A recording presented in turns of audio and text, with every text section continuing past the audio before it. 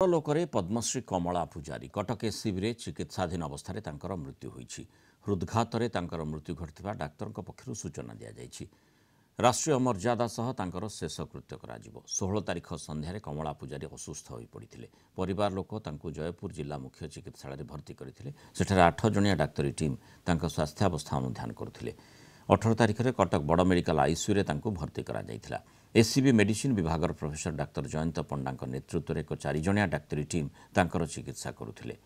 कमला पूजारी किडनी रोग रे आक्रांत थिले। जिला पात्रपुट ग्रामर कमला पूजारी लोप पाउथिबा 100 रु ऊर्ध्व किसमर स्वदेशी धान बिहन निज जमी रे चाष करी सेगुड़िकर संरक्षण करि पारिछंती।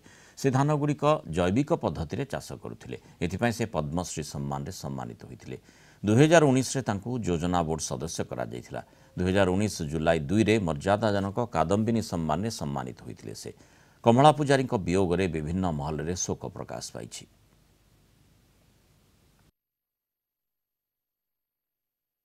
माँ सीरियस रे पड़ला मेडिकल आनी आज राति 5टा बेले चली गले। चाष काम एते ना उड़ाइला बढ़ाइला दिल्ली जाइक अवार्ड पाइला। ओडिशा सरकार तरफ श्रेष्ठ श्रद्धांजलि आज ज्ञापन करिछु एवं